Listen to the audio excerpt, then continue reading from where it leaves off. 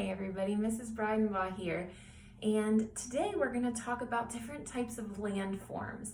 And landforms can be anything from the ocean to a river to a pond to the mountains to a valley to a plain to just the grass and the hills in your backyard.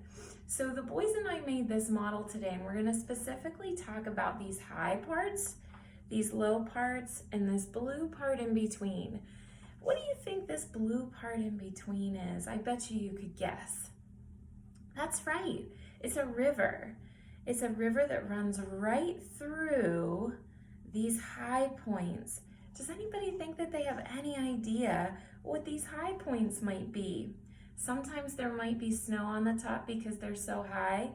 Sometimes they might have lots of rocks. That's right, they're mountains. So these mountains are on each side of our river, and then you're going to notice some green here in between.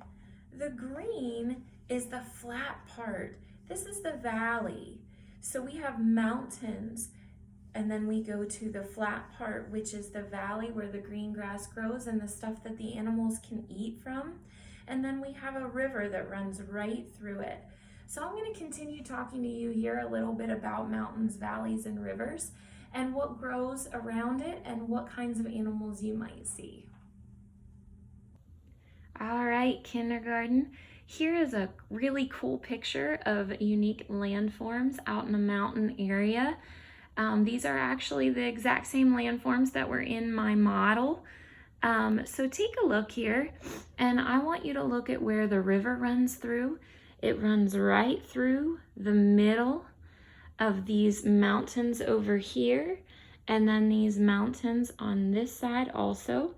And you can tell that they're mountains because they are higher peaks. I even see some snow on the top, proving that they are very high. It's a little colder up there.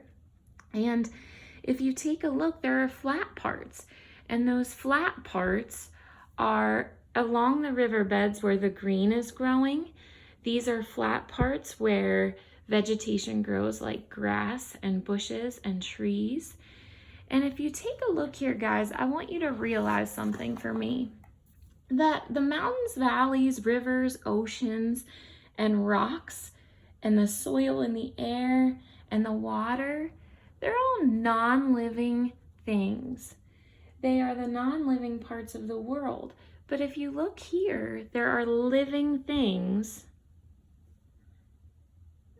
that are attracted to these non-living things. Water is necessary for them to survive.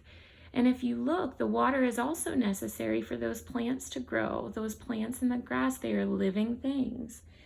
So, all right, guys, I'm going to take you on a little tour of the outside of my house. The outside of my house is actually in an area very similar to this. I have mountains on both sides of me, and I have a river that runs right through where our fields are that are the valley. So let's go check that out, folks. Mrs. Breidenbaugh here, everybody, and I'm sitting on the golf cart at the top of one of our hills. I am looking at the realistic version of the model that I showed you a little bit earlier of mountains, rivers, and valleys. I am sitting in part of the valley, just down from the back part of the mountain if you look behind me. And then we're going to go ahead and move into where you can see the mountain in front of me, the valleys where the horses are eating, and the river that runs between. I drove a little bit farther down the hill, and here are our farm fields surrounded by some pretty decent sized hills and wooded ground. If you look down here, so this would be part of our valley. The horses are down there eating. They're enjoying that green grass from the valley down there. And then the boys are down here fishing with their dad off of the bridge. From here, you can see the mountain in front of us a little bit better. Mr. Breidenbaugh used to go hunting up there a good bit when he was younger. And then we're gonna keep heading down to the water here. Hey, boys.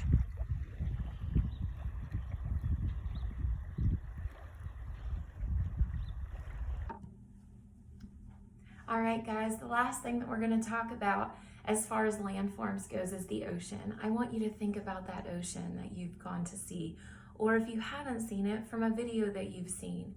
So how could you describe that ocean? It's salty tasting when you get that in your mouth. It's loud. It's full of waves that come in and out. And it's a bluish, maybe a greenish color. So I want you to think about this too. Do you think that the ocean's big? When I'm standing at the ocean, I can't even see the end of it. It is so big and it makes me feel so small. So let's take a look at a picture here of a shoreline. All right, guys, take a look at this picture. And if you look here, this is a shoreline of a beach. It's a little different than the beaches you might be used to. But if you look here, what do you see along the shoreline? I see sand and rocks, people enjoying themselves. I see seals and seagulls on the shoreline also. And what do you notice about the rocks on the shoreline? Some of them look really, really big, like this one here, and some of these ones. I've also noticed that some of them are really tiny, like small little pebbles or grains of sand. How do you think the ocean can make those rocks get smaller? I want you to take a look here, guys. As these waves come in and out, they hit the rocks on the shoreline. And believe it or not, over a really long period of time, those rocks turn into smaller rocks and smaller rocks until they get down to a grain of sand. So the ocean actually forms the sandy beaches that you enjoy so much.